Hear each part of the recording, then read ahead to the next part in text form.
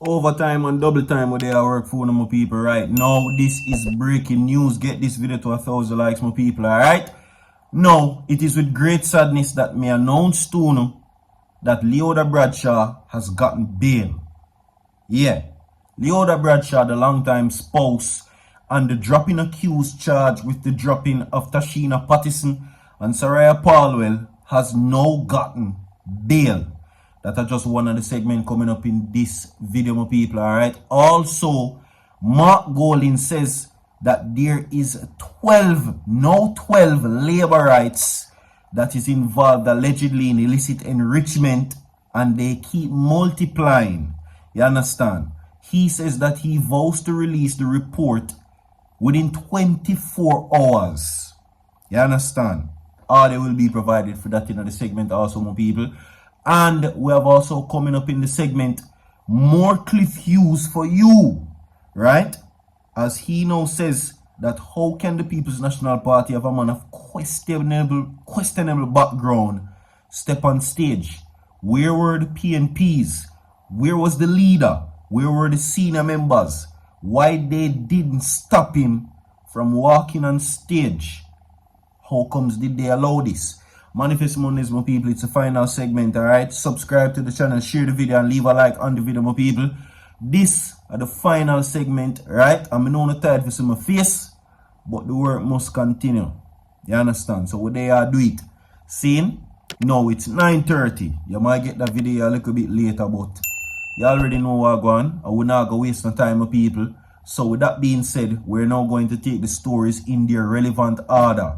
You understand? Now, the longtime spouse of Philip Palwell, Leoda Bradshaw, which you're seeing on the screen now, my people, it's a very sad day because she has now secured bail. Her lawyers have announced that her bail is secured. Now, this bail application is going to be set for October 24, next month, right? And it is set for the accused that is in this situation, all right? Now, defense lawyers are expected to make a bail application on October 24 for Leoda Bradshaw and her alleged accomplices. Not just her. Her accomplices are Roland Balfour, Bijan Black, and just to name a few persons.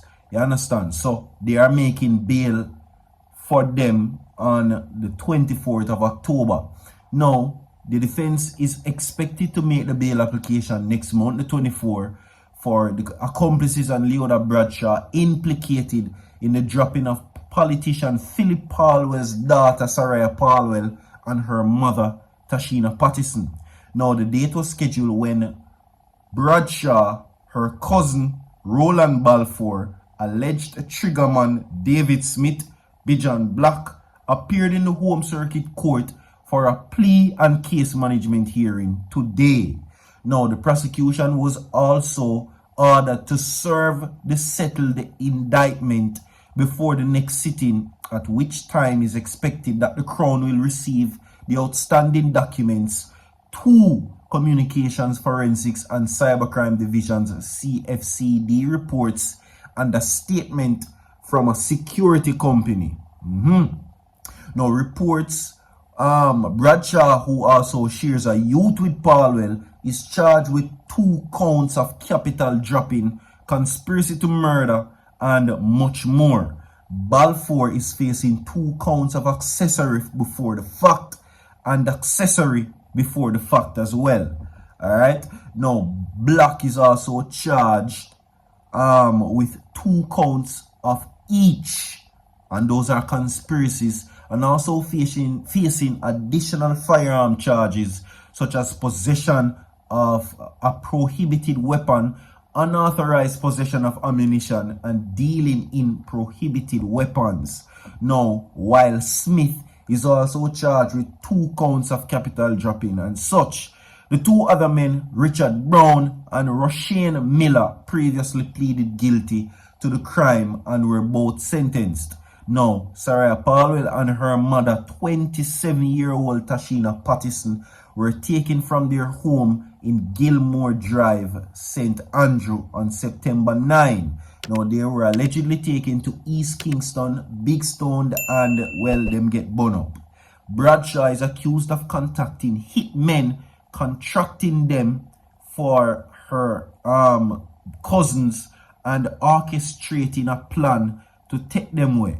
Now, she reportedly traveled to Kingston with the sole purpose of carrying out that plan. Now, this happened one day after she had confronted Pattison about the youth on Facebook.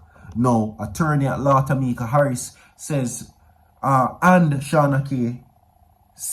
Shaw are defending Bijan, while attorney at law Franklin Grainer and Shamar Hansen are representing Smith. Attorney at law Michael Howell and Vanessa Taylor are appearing basically for Balfour, which is her cousin. You understand? Very sad. Very, very, very, very sad.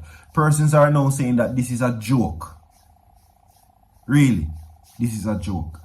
Right now, my people, we need everybody to comment justice inside the comment section, right? Flood the comment section with justice. Everybody, every man, every woman, every boy, every girl, comment justice inside the comment section. If you know you want to see justice right now for them.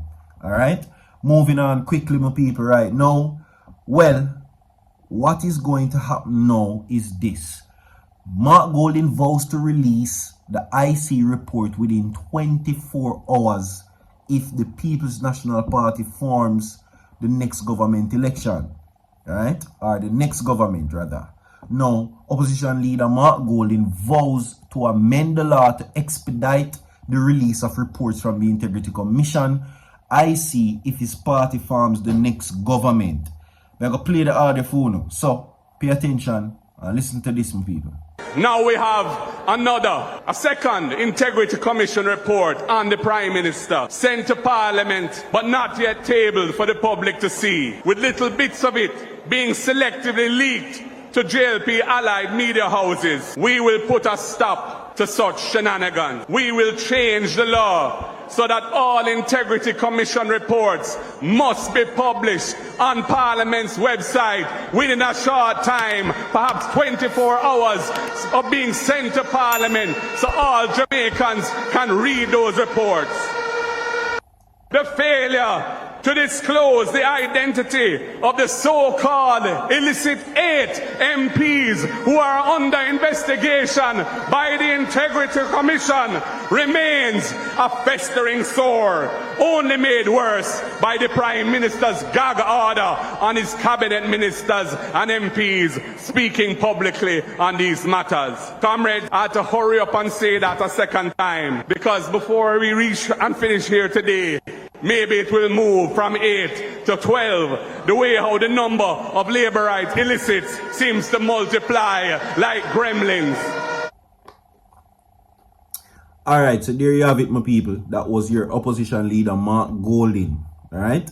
Now, the country is now on the verge of seeing one of the most significant investigation reports ever delivered by the Integrity Commission. Now, the report concerning investigations into Prime Minister Andrew Holness's statutory declarations was submitted to Gordon House Thursday, September 5.